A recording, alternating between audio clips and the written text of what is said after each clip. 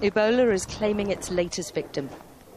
Oh my goodness, she's bleeding a lot. She's a nurse who caught the virus from a patient and she's bleeding profusely. How are you feeling? Feel sick? She says she feels weak, too weak to talk much.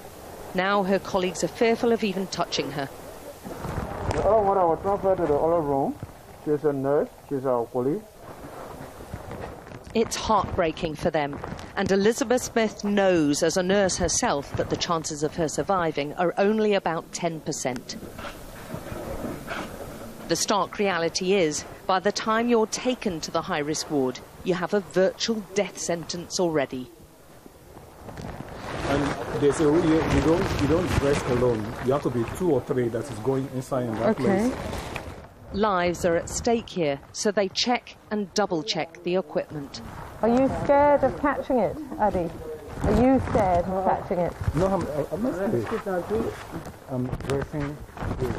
No, but are you scared generally in your work that you'll catch it?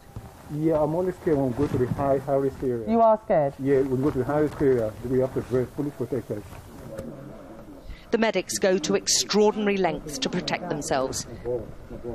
And the condition on us being given this rare access to the high-risk unit is we do the same. And you do this every day? Whoa. Even our cameras encased in disposable plastic. This is the confirmed area.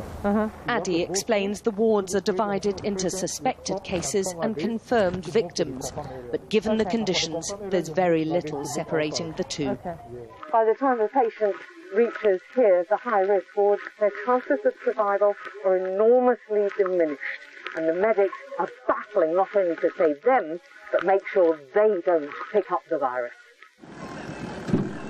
There's been another sudden death in Foya of a first-time mother, and her blood samples need testing for Ebola. We are calling on the international community to come and support the ministry. Because at the moment you can't do it on your own. Right now we can't do it now, we need the international support. A river separates Liberia from Guinea, where the latest outbreak first started, and a coordinator from Doctors Without Borders is bringing medicines across and will take the samples back to be tested in the nearest laboratory. If they can do that sample for all the swab sample today, because the dead body is lying down, we need to bury it. Yes. The border is virtually non-existent. This is one of the reasons the virus has spread so quickly and easily from Guinea to Liberia and into neighbouring Sierra Leone too. Every day there are emergency meetings in the Foya district health officer's backyard. These people live and work in the infected zone. They're doing all they can, but they're doing it on their own. We have 19 patients on the ward today. It seems a wholly inadequate response.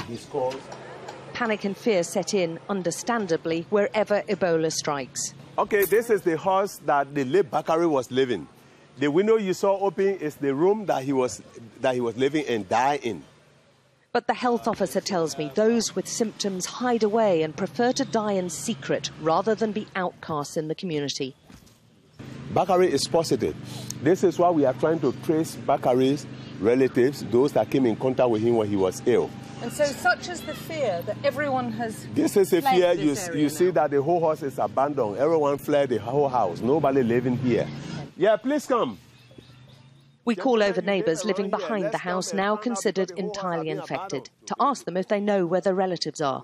Their terror is palpable. Will you come with me past the house? Oh, no, I can't go there. I can't go there. I can't go there.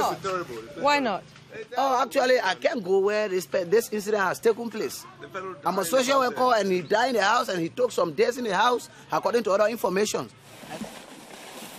In Foya, the Ebola dead are treated with the same fear as the living. They're carried to bushland several kilometres outside the town.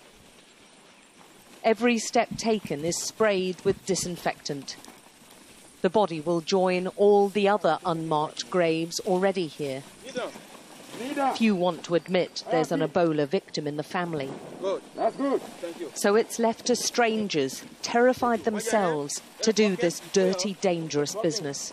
and everything that's been used is sprayed. They don't want to be the next Ebola victims, so all clothing and equipment will be buried alongside the dead. But this is unlikely to be the last victim, with the virus spreading and no country apparently able to bring it under control. Alex Crawford, Sky News in Foya, Liberia.